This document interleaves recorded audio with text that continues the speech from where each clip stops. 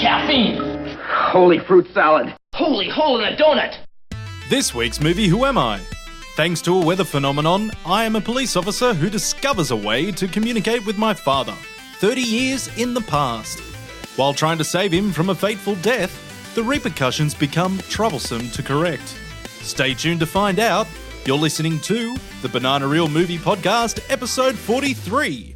Warning, this podcast contains spoilers and coarse language, so you've been forewarned.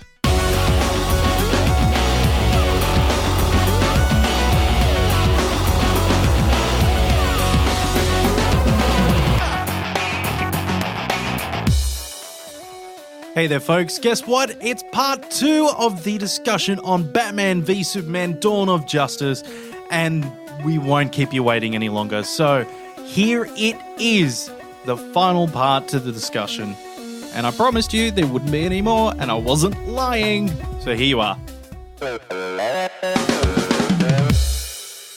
And that's one thing that I wanted to bring up is the three main characters of this movie is Lex, Batman, and Superman. Yes, right? what's meant to be, yes. All three have their flaws. Yeah. Right? And this movie is supposed to be like a journey of character, right? Yeah. They all have their lesson to learn. None of them learn anything. Exactly. No, yeah, exactly. And you also actually, I was going to say, they are meant to be the three main characters of this film, but if you actually have a look at screen time, it's almost like it's a Lois Lane film. Yeah. Like really, she has so much fucking, not only just as in screen time with the other characters, but just single on her own screen time. And she's used as a MacGuffin so many times. So many fucking it's like, times. all right, we need to do something. Here's Lois Lane. Yeah, who's working for a newspaper that has unlimited funds because it's 1974. No. They don't have enough funds, but you can definitely take the helicopter. Yeah, for a personal thing. Well, that's what I meant. No It's like excuse whatsoever. you can it's a fucking newspaper. Anyway, yeah, like so you've got this going on, and I mean why did she need to be there that much? Yeah. And also, when did they fall in love? Well, that's a good question. Like, Well, see, It must be that's the time. preceding between 18 months. the that's 18 the time- months. yeah. I know, but it's still like it's like all of a sudden, but fall in love to the point where he will drop everything, fly halfway across the world to hit a guy out of fucking building to save her. Like fucking Superman has always looked after Lois Lane. Oh, of course he has, but it's still one of those so things. It's like, there's no surprise in that for me. but as a in filmmaking or telling a story, it'd be good to actually show your audience how it all came to be. Well, more so, I would have liked to see some actual conflict between their relationship because he's Superman and has to go off and save everyone. Yeah, exactly. Right? Oh, yeah, Not that he's saving anyone, but No. But I know exactly what you mean. Theoretically. I know exactly what you mean. Have some form of some strain on the relationship would have been nice. There was the bath scene, and they reconciled it within 3 sentences. yeah. He's like, I don't know whether I can be Superman and still love you or something. Or Yeah. was it she said that? Yeah. I don't know if you can be Superman and still love me. And he's like, no, don't worry about it, honey, and just jumps in the bath with her. That was the only conflict in their relationship. You know why? Because he's got a Man of Steel dong. Yeah, well. It's an alien dong, though. I wonder what it looks like. Probably like human dong, but rock hard. Actually, no, as hard as fucking. What now? Just make myself laugh. Sorry. What I wanted to actually get into now is Lex Luthor's Yes. side of things. Fucking Luthor. Now, I don't know what Jesse Eisenberg was thinking, but the whole neurotic. Just before we go on, did anybody enjoy Eisenberg's performance as Luthor? Nope. Okay, good. Go on. It's strange. Like there's moments where he really shines through, and I think it's when he has his serious moment with certain politicians. Yeah. And it's like, yes, you can see that he's crazy, but it's not. It's like as if when he's in public, he puts on this persona that he's more crazy than he actually is. Yeah. See, that would. Yeah, But when keep he's going, sorry. behind closed doors with certain politicians, for example, the one that gets him the keys to the spaceship and the body and so forth, he's like, what do you want? And it's like you see this whole turn in his character that it's like no fun asking about, I want this, and I want this. And that's, you kind of see like this coldness behind it and you see that he's got an agenda. But that's so few and far between. The rest of the time, we're left with this manic character that it's almost like a Looney Tunes character. Yeah, Like, I really want to know what direction they gave him because I'm sure that wasn't Eisenberg's idea. I'm sure he didn't come into it and go, I'm going to play a fucked up version of the Riddler from the 60s Batman TV show and have that be Luthor. Like, there must have been somebody sat him down and said, play Luthor like this. whether it was Snyder or Well, the here's producers an or interesting someone. thing, right? So the last movie he worked on, American Ultra, was written by Max Landis. yeah. Jonathan Landis. Now he is a wacky guy. Like he is yeah. a wacky character of a person. And in a particular podcast that I listened to recently, where he was a guest, he even sort of offhand mentioned that Eisenberg's portrayal of Lex Luthor was based on him. No, okay. So it's possible. I don't know. Yeah, it doesn't have the gravity you expect of somebody in Lex Luthor's position. And that's the thing as well, because really at the end of it, like even if you, like you said, he had those serious moments. And it's actually funny, when I first saw that part as well, I thought, oh, cool, this is the Lex Luthor I know, this is Lex. It's still, it kind of was such a throwaway that it didn't actually make sense. He was kind of going more for that eccentric, manic, awkward IT type that doesn't make fucking sense. You know what I mean? The awkward IT type. But you know what perfect. I mean? You know, like that's what he was going for. But it's kind of like, but that's not who Lex Luthor is. Yeah, exactly. Lex It just doesn't Luthor make sense. is meant to be that commanding, smartest guy in the room. Yeah. The reason why he is so dangerous is because he can get what he wants, he can do what he wants, and he's smart enough to make what he wants. Do you think it's also partly due to the fact that Eisenberg looks really young? Could be. Whereas all the depictions of Luthor that we've come to know over the years through the comics, through animation, middle-aged? through television shows, it's always someone of like a broad sort of stature and a very straight, narrow, commanding presence. But see, they could have also, that's the funny thing. I think if they actually had him play that commanding presence, like Jesse Eisenberg, smaller guy, okay, younger guy, they had him with that same commanding presence, he'd be scarier than the ones that we're used to, because he'd be willing to stand up to a person who's basically immortal and fucking own it. Personally, if Jesse Eisenberg did a similar role of what he did with Social Network? He should have just played Zuckerberg. That would have been a perfect Luthor, I reckon. Actually, that would have worked. Yeah. Because then at the end, he's got the arc where he goes full badass. That was the only part that I liked of Eisenberg as Luthor, with that final scene when he's like, he's coming. That felt like he was becoming the Luthor he was meant to have been the whole time. Oh, and I hated, because to that point, I just went, fuck. So in light of that, do you think this is more of a origin for Luthor? Do you think in future films he'll be that character? I think he will. He'll be the dark brooding, he'll be the Luthor we know and affectionately despise from this point on. But I think the problem with this being an origin story is there was no origin there. No. He's just already leader of LexCorp. His father was Lex, so he's the son of Lex. Yes. Wasn't that? Yeah. Yeah. So,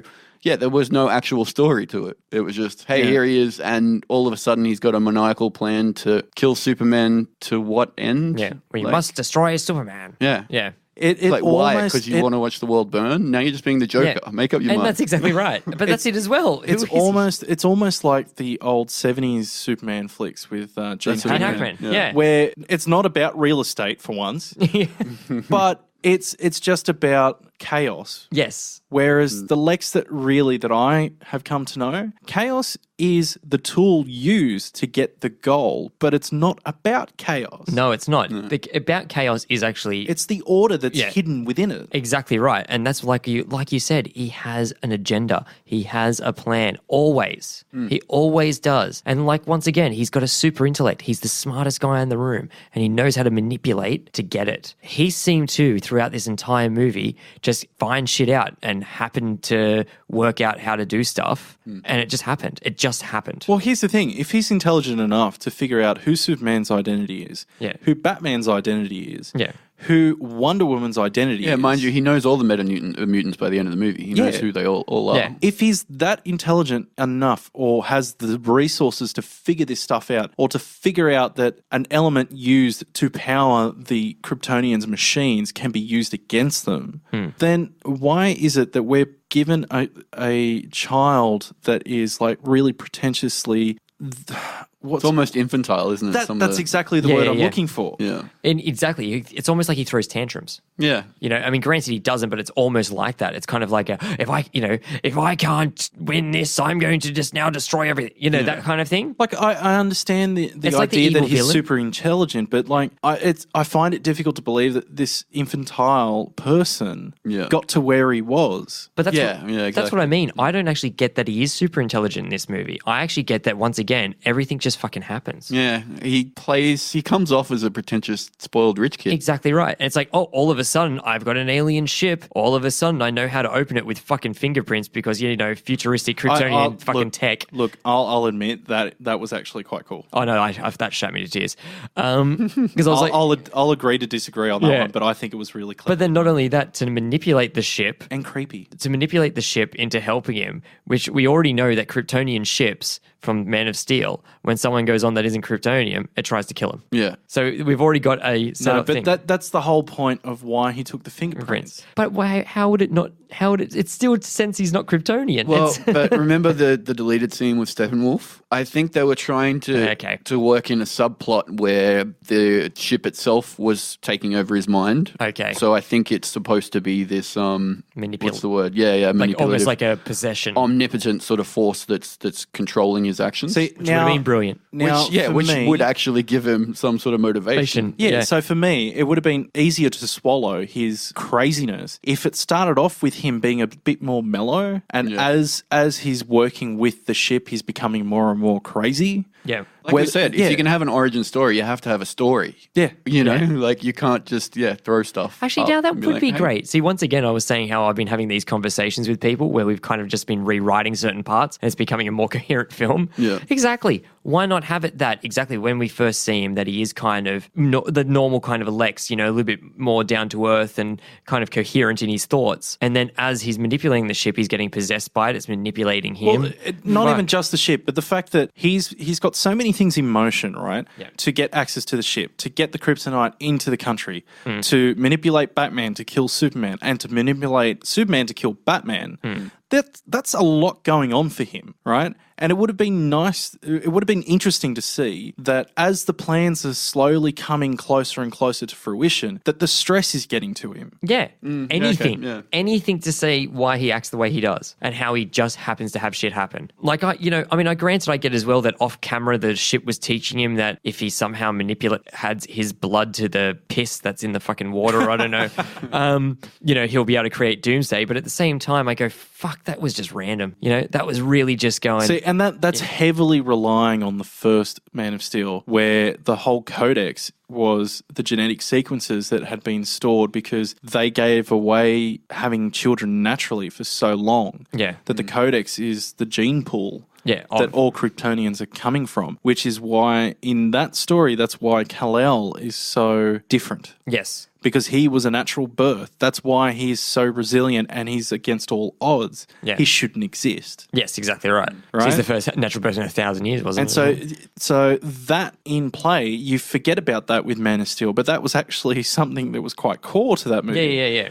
And with this movie, there's like not even a 30-second discussion on it. And it's that Kryptonians aren't allowed to have shit in the gene pool that isn't accepted as Kryptonian. Otherwise, there are mutations because of the cloning process. But okay, fine. That's a good way to bring in Doomsday. But why? This is my problem with Doomsday. Why is he almost 30 stories tall? And why does he look like the Balrog from Lord of the Rings? Yeah. That just blows my mind. Yeah. I'm sorry, you're cloning someone to come back to life, right? So you're taking the material of Zod to recreate another Kryptonian, hopefully for your own means. Yeah. You add a bit of human DNA. Why is the mutation something that all of a sudden Godzilla that is like an overgrown orc? Yeah. Yeah. And it's actually, it's funny that you say that, and that's once again though, how did he happen to know that if he does that, something will happen? Like how does he happen to know that by adding his own genes to the gene pool, it's going to have a mutation at all? Yeah, I think he just knew, or it just happened. I think there's an assumed subplot there where the ship is actually affecting his mind, but none of it was made, exactly. explicit. Like, for example, that explanation you gave just then with the whole connecting it to Man of Steel, I was like, fuck, that's actually a really good explanation, but I think it's a massive bow to draw that they're actually trying to make those links in this movie. I thought it was a great explanation. The ship literally does tell him, in order to do the cloning process, there cannot be foreign matter. And that's why he adds the despite the fact that he's standing in the goddamn pool. Yeah, he's already there. Right? But then, he adds his own blood to the mix. Okay, fine. You would get what? Exactly. not Doomsday. No. And it's so... Was he expecting a child to come out of it that he would say, I'm your father, or what? See, then I'm actually going, wait a minute. So what you're trying to say is he was trying to make a half Kryptonian, half human clone that has his own DNA. It sounds like Superboy to me. That's what I was going to say. It's like, so he was trying to make Connor Kent. Yes. God. To me, that's... Instead he made fucking Doomsday. Yeah, that to me, experiment failed. that should have been what should have happened in that particular storyline. Yeah. You're creating a half human, half Kryptonian clone. That is Superboy. Yeah. Not Doomsday. Yeah. If anything, just go, okay, here's Zod for material. I want to look at his gene sequence and, I don't know, have some kind of interface where he could actually pick and move apart DNA and construct this for me instead. Yeah, and add this into it. That would have made more sense. It actually would have, and that's where I'm kind of going, see, once again, we could have totally rewrote this movie and made it a lot more coherent and better.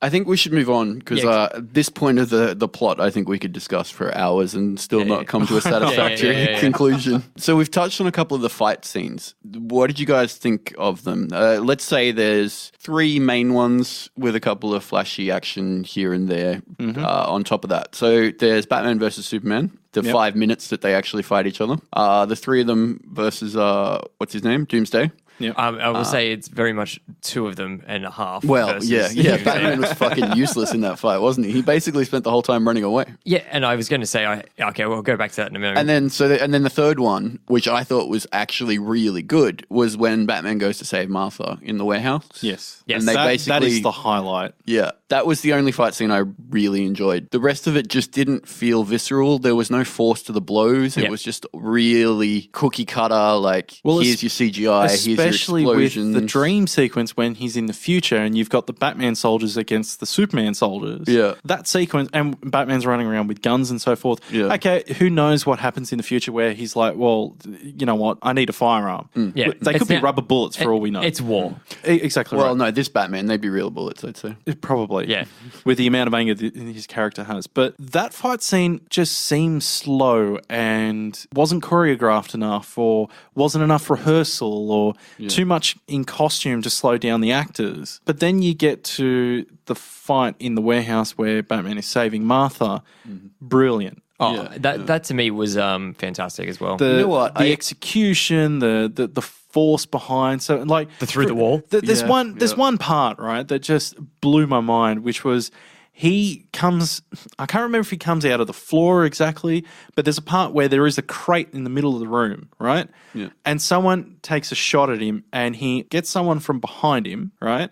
And then he jumps over the crate, but as he's jumping over the crate, he uses his grapple gun, grabs the crate, and then throws the crate over his head in one motion, and takes out another guy that's behind the guy that he's jumping over to attack. Yeah. Like the fact that he wastes no time in using the resources around him to take everyone out. See, that's fucking Batman. And that's how Batman fights. Goes in, has one glance of everything in the room and just commits it to memory. Yeah, exactly. And that's actually one thing I did. That fight scene, it was visually beautiful because it was the whole good old, it was Batman being a ninja. Yeah. Like it was Batman being Batman. And that was him. And actually that I loved that. And like you said, I love that part. I love the part where he grabs the guy through the wall, which is very Dark Knight. Yeah, I thought that scene, I think you mentioned it earlier, reminds very much of the Arkham game, Arkham series, yeah. Because it was exactly how he fights. But it's him. It's great. And it was fantastic. Yeah. It was so good it almost felt out of place, like with the rest of the combat in this movie. Yes. At the same token, though, there's so much build up at this point in the film that something really needs to get your adrenaline flowing. Yeah. Especially leading up to the Doomsday fight. Now, the Doomsday fight itself, it's complete CG. It's over the top, and especially when every time they do a major hit against Doomsday, that radiation sort of sphere radiates out of him. Yeah. By the end of it, I'm like, what the fuck is going on? I cannot see anything. I do agree. I did at first really love that fight. Once again, though, it was 2.5 because it was, it was basically, I don't think Zack Snyder knows how to do weak versus strong very well. Yeah, okay. So he knows how to do It's actually funny. I was speaking to another mutual friend of ours, and he said that Zack Snyder doesn't know how to have restraint in powers. They either go all out or nothing. So if you've got Doomsday versing Batman, who has no discernible power, he's going to come off second best. Where really he would be there jumping over that guy, throwing batarangs, fucking non-stop at this thing. Explosives on Explosives, the back. bang, bang, bang. It would be going nuts. It'd be going Using crazy. the environment to slow him down. Yeah, or he'd exactly. find throw some him way off. to incapacitate him. While or- you've got Wonder Woman and Superman going for a king hit straight to the head. But anyway, I did like the way that they had, it looked for all those massive powers fighting each other. Yeah. But yeah, as it got on, it just became a fucking mess. Like it was like, whoa, what am I can't even see who's hitting who, you got lost in it. Yeah, and I just found it so pedestrian. Like there was nothing surprising there. Like it was kind of cool when Wonder Woman whipped out the Lasso. whip, the lasso, but that was completely throwaway. Like she did it once in the middle of the fight, and that was the only time that ever appeared. It just seemed so pedestrian. Like they were ticking the boxes as they went along. All right, People want to see the lasso of truth. Yeah. We got to have Superman charge towards Doomsday and get thrown back. We got to do this. We got to do that. Yep. And then it wasn't satisfying. Yeah, I do like the fact that one thing they did do in it is they didn't have Wonder Woman look weaker than Superman. Yeah, okay. So as they were fighting, they were both copying the same type of hits. They were both getting straight back into it. At no point was it, Superman going, "Oh, don't worry, I've got you, girl," or anything like that. No, because okay, I see what you mean.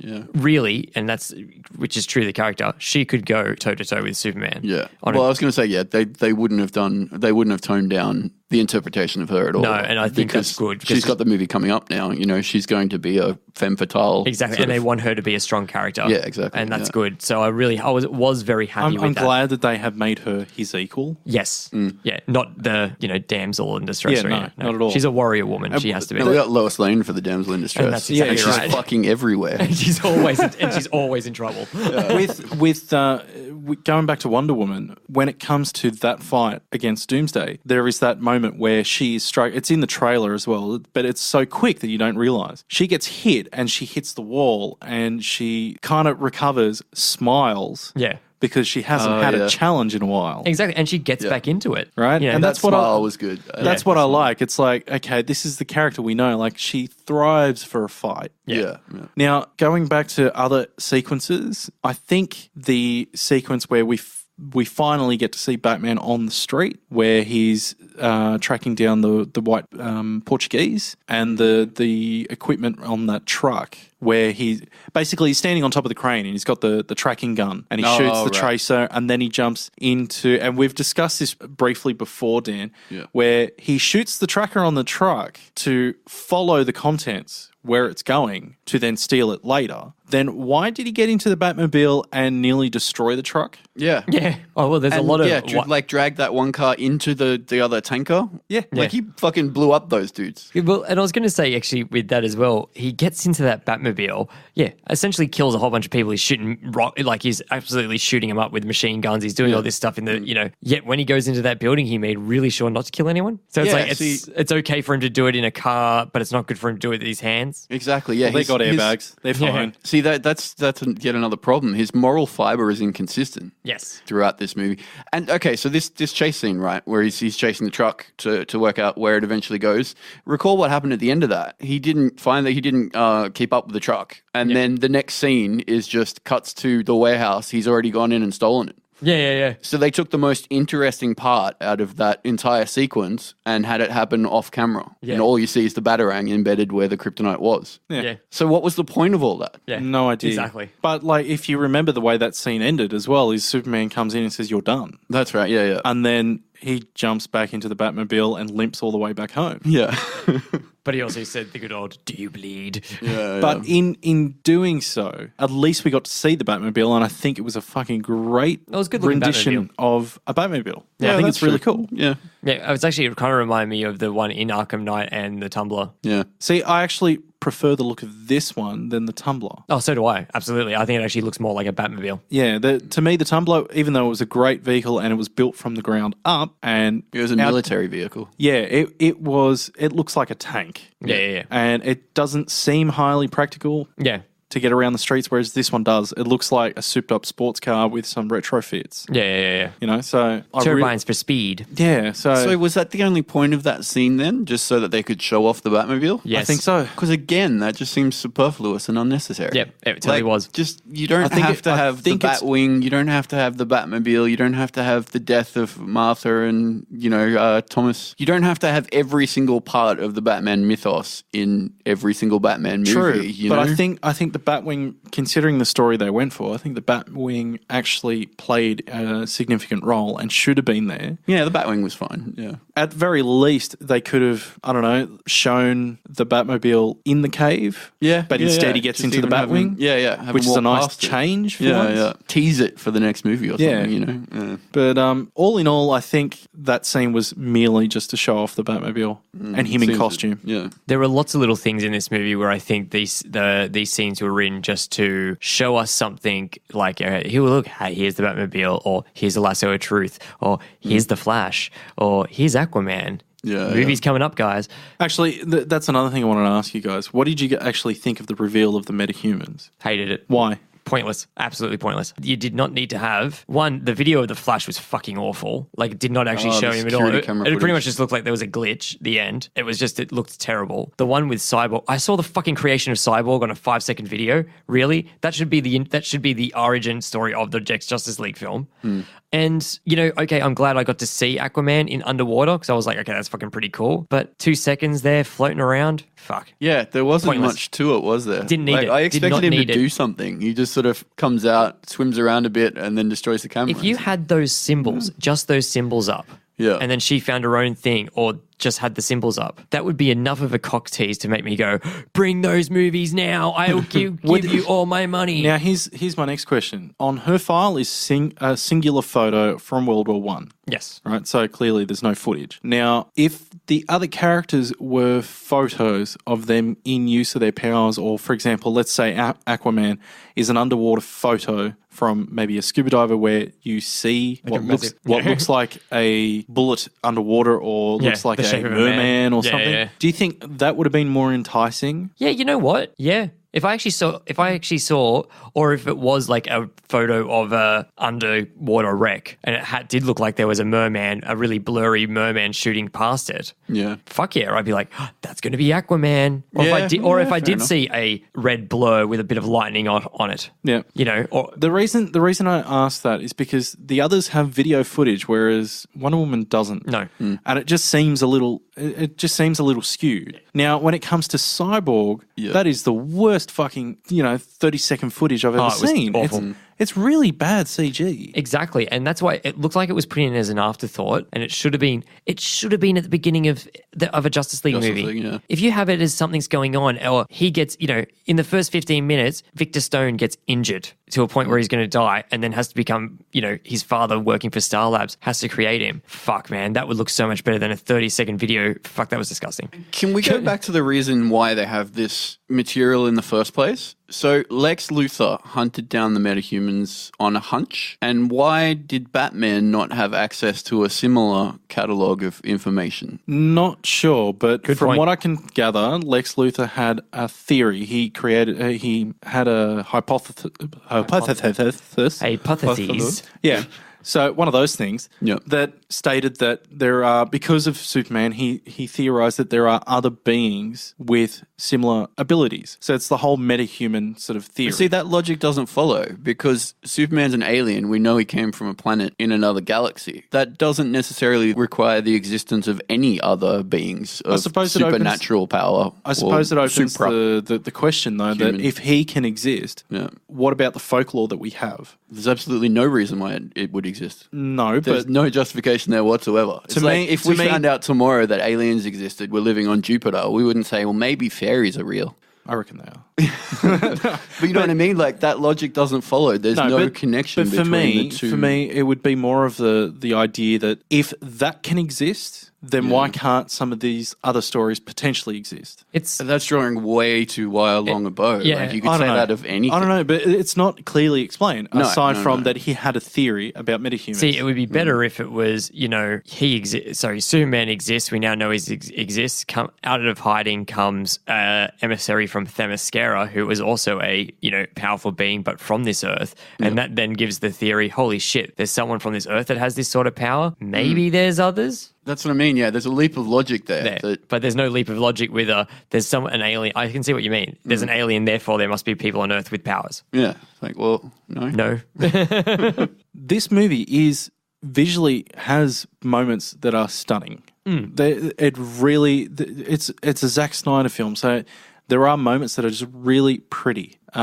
Aside, for me, the one of the major issues was towards the end with the Doomsday fight. It was just a complete it was just muddy and became difficult to follow. With the story itself, there are plenty of holes, but and with this particular episode, we've really hammered down on this movie. But in saying so, I still enjoyed the movie. There were problems, but I still enjoyed it. Maybe not the fact that it's 3 hours. 2.5. 2.5. No. It's close enough to 3 hours. It could have definitely been shorter, or potentially the scenes that were cut could have stayed in and removed something else. It's, it's funny because I said this to, once again, a friend of ours after he watched it. And I said, this is about 40 minutes of this film did not need to be there. And then I think if that's the 40 minutes they decide to keep, what the fuck did they cut out? And how long's the unedited cut? Well, you've sort of seen the deleted scene with Steppenwolf on the ship. Exactly, which is amazing. Yeah. And I kind of go, why did you cut that out? Yeah, but it also doesn't fit. No, it doesn't but I feel like it could have. Like I bet there's other footage that would have changed the story, which made it fit. Yeah,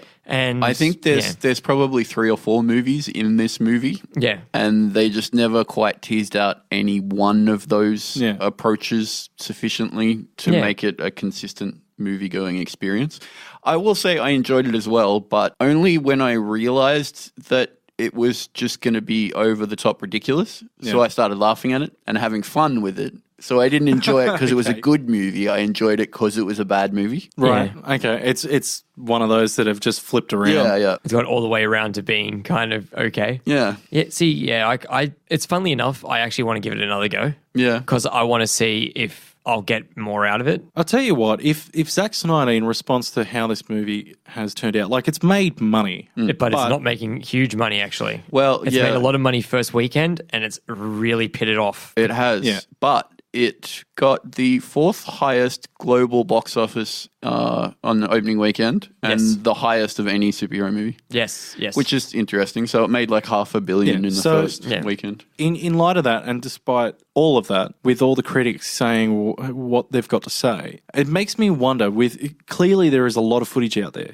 that it did not make the cut. And I wonder if he sat there with the editor and had another pass at it, how different could the movie actually be? I'd like to see that I would actually love it if they said, you know what, here's was going to be the original cut. The Superman. The Richard Donner cut. Yeah, the Richard Donner cut. We'll have the Zack Snyder cut of BVS. And you know what? Maybe if they did do that later down the track, we could watch it and say, holy shit, this is my version. Yeah. But look, this is what we've got to deal with. This will be the version we have for a very long time, and that's it. I will say one last thing. One of the first things I thought when I walked out of this movie was most of the plot holes, most of the problems I have with it would have been completely absolved if this wasn't the first movie in the DCU. So if they'd done the Wonder Woman movie, done and another Batman origin or whatever you want to do with the character, maybe Aquaman. I don't see Aquaman getting a high audience turnout, but you know what I mean? So have a couple of movies, do what Marvel did. Yep. And actually set up the universe before you start tackling, the idea that all these characters are going to be coming together.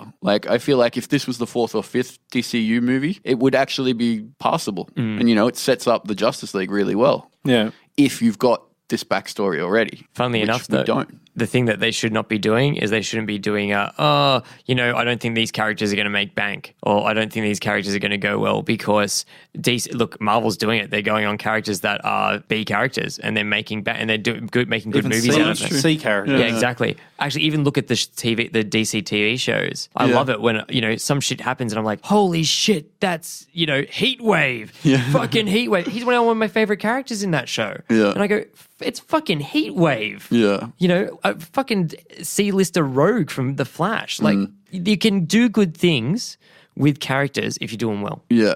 See, aside from the you're right. the original run of Marvel with Thor and perhaps Captain America, Iron Man, they weren't necessarily high caliber comic book heroes at the time. They were sort of your B's and C's, but I feel like they haven't really tested the water with a true C grade hero or villain yet, and Doctor Strange will be the first test of that, whether or not audiences are going to respond to a character that is not, you know, of the same prestige as the main lineup. I can see. I think Doctor Strange, as much as people are already sort of dissing it or are worried about it, I think it's actually going to do really well because it is a different, unique character. Oh, I think it's going to be amazing. He has such strong background and story. Yeah. But see, nobody knows that at the moment. Yeah, it'll Doesn't be matter, interesting. I reserve judgment say, on look at how it's going to Guardians. actually... What I it's wanted good, to say was, in light of saying that with Batman v Superman, that it feels like it's 4 or 5 movies rolled into one that doesn't actually feel like it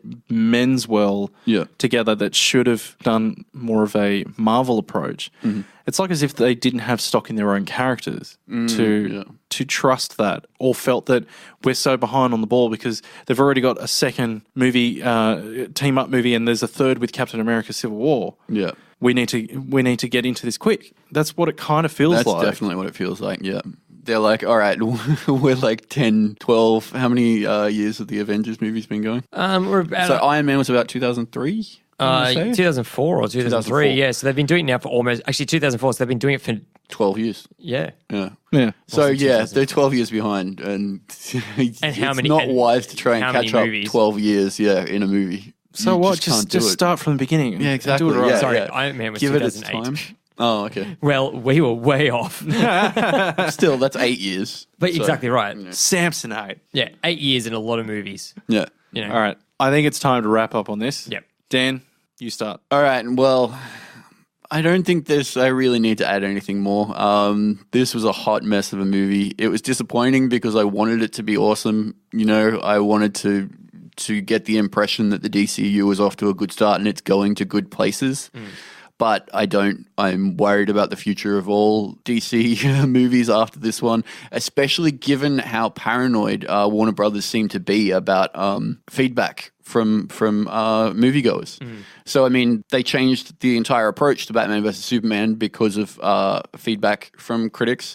They incorporated the whole collateral damage plot line into it because of what fans have been saying and shit. So, yeah, I don't know. I don't have much faith in what they're going to do next. I would like to think that they'll turn it around, but this is not a good way to start it off. Yeah.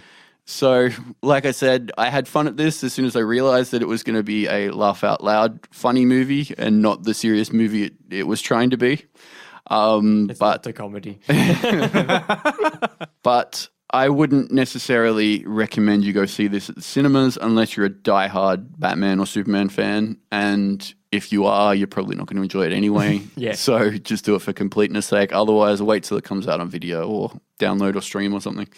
So rating, I'm going to say 1.5 bananas. Wow. 1.5. Yeah.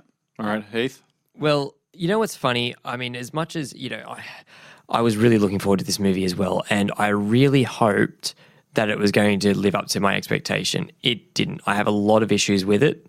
I think that it was too many plot points coming out of its arse and not all of them meshed together or even connected to anything or actually paid off. I do kind of want to see it again, though. I don't know what it is. Maybe it's because I am a huge Batman and Superman fan. Maybe that's why I want to see it again. Maybe I want to see if there is anything else that I can grab from it that I really will like and not just rip on it. Maybe you're a masochist. Maybe I am a masochist. But maybe when I say I see it again, I won't go to the movies. I'll wait for it to come out on like iTunes and I'll just download it. Would I recommend it for people? Yeah, I actually would. I'd say, look, you know what? You've got to go do it because it is setting up for a DCU. And I'm hoping that just because this one wasn't that good doesn't mean that Wonder Woman will be bad. I'm really looking forward to Wonder Woman. I'm actually still kind of really looking forward to Suicide Squad. Oh, yeah, Suicide Squad. I completely forgot about that. And I really want to see those movies. And I hope that they're better, but I'm going to now go into those ones with a very low bar.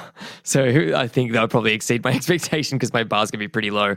So I'm actually going to give this one 2.5. 2.5. All right. Just quickly on Suicide Squad, you read that they've thrown about another $10 million on reshoots because the film wasn't funny enough. Thanks. So That's a worry. yeah, The bar just got lower. Yeah, like $10 million in reshoots, that's not a minor scene or two. That's like a complete fucking, well, not a complete fucking rewrite, but a significant rewrite of scenes. And this is where, once again, anyway, I'm not going to talk. I'll talk So about I mean, this after. they've just got to close their ears and be like, all right, fuck you, we're making this movie. Yeah. You know, we're doing it this way. We'll see how it goes at the box office. That's the only thing we should measure our success on. Anyway, sorry. All right. Yeah, So- thank you, Deadpool, for that one. So for myself, Dan, you mentioned before that they listen to a lot of fans and critics mentioning with Man of Steel how much there was, Superman shouldn't have killed people and so forth. And then they sort of responded to that by throwing it at the start of this film.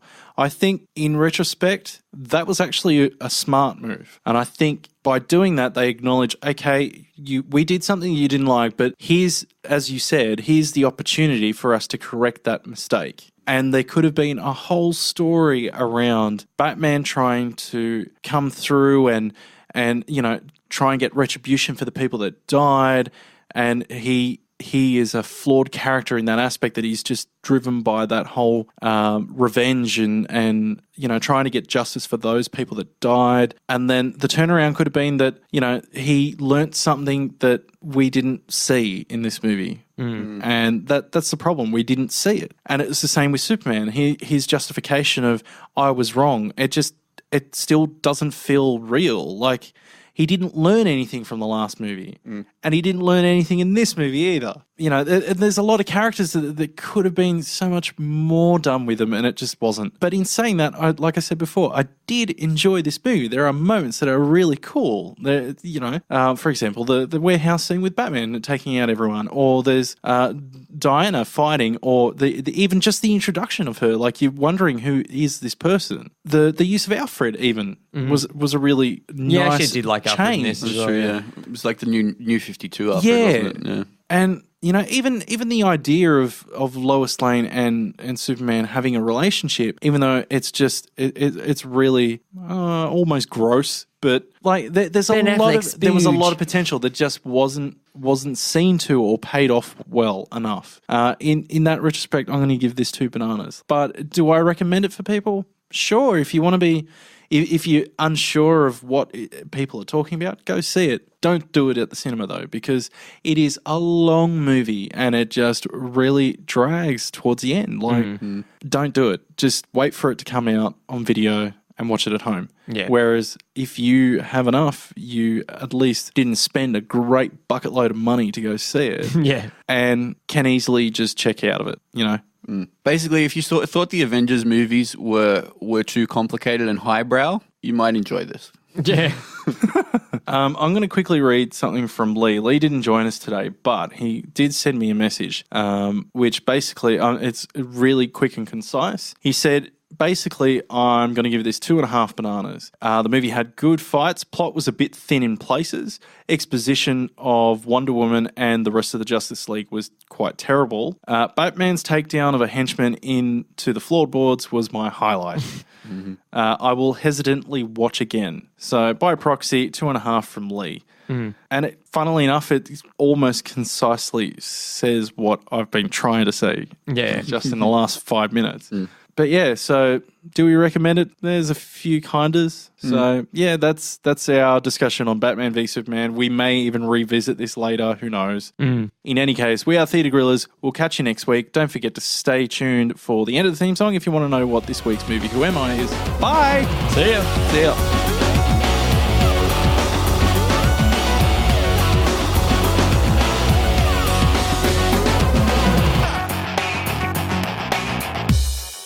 Hey there, folks. So you've stayed tuned to find out what this week's movie, Who Am I, is. And the answer is Frequency, which came out in 2000. That was 16 years ago. Would you believe it? Anyhow, this movie stars Dennis Quaid and Jim Caviezel. A nice, wholesome movie with a bit of suspense. So if you haven't watched it, I really do recommend it. It's nice. It's wholesome. It's a good movie for the whole family. Alrighty, so we are the Theatre Gorillas, and catch you next time. Bye! This podcast is recorded and produced by Theatre Gorillas. Edited by Dan Clark.